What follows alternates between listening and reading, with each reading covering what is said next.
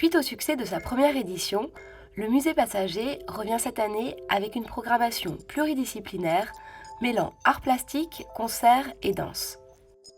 Au sein du pavillon, il y a une exposition qui reste la même d'une ville à une autre. Et ensuite, à chaque fois, nous organisons des collaborations avec les scènes locales en mélangeant les types d'expressions. Donc il y a à la fois de l'art plastique à nouveau, comme du street art, mais aussi des performances de musique, des lectures, des conférences, des rencontres avec les artistes, du théâtre, de la danse. Enfin, on mixe un petit peu tout ce qu'il peut y avoir comme création là où nous nous rendons. D'avril à juin, le musée fera escale à Alfortville, Cergy-Pontoise et Meaux.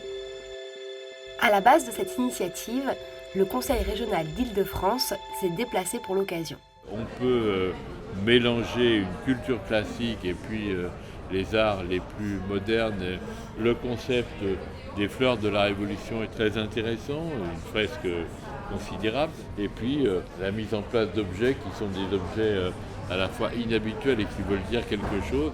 Avec cette valise qu'elle a achetée chez Emmaüs, puis recouverte de plumes et de goudron, Betty Nin aborde la question du nomadisme. Les plumes, qui symbolisent la douceur et la légèreté, renvoient à l'oiseau migrateur. Le goudron évoque quant à lui la route et le chemin parcouru. À travers ces étoiles en béton, Aletheia aborde un thème qui lui est cher, les constellations. À ses côtés, Turk présente l'un de ses puzzles en acier qu'il a plié et soudé. Le concept du musée Passager, c'est un musée itinérant d'art contemporain qui est très ouvert sur l'extérieur, il n'a pas de porte, tout le monde peut y rentrer très facilement et il s'installe sur des lieux de passage dans différentes villes de la région Île-de-France.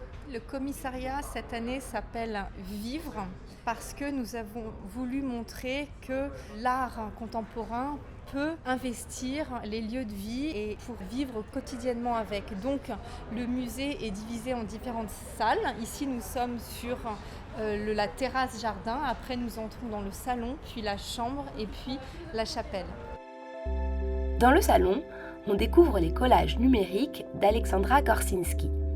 L'artiste réalise des dessins, des peintures et des photographies qu'elle scanne et imprime sur de larges panneaux.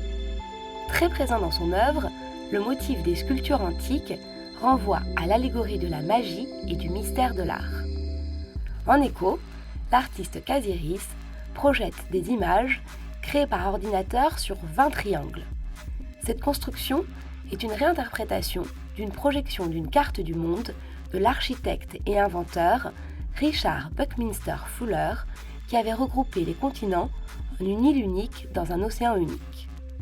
Dans la chambre, en investissant tous les murs, Giulia Andreani propose une œuvre globale. Tous ces personnages, à l'aspect fantomatique et au regard fixe, contribuent au sentiment d'étouffement et d'angoisse voulu pour cette pièce.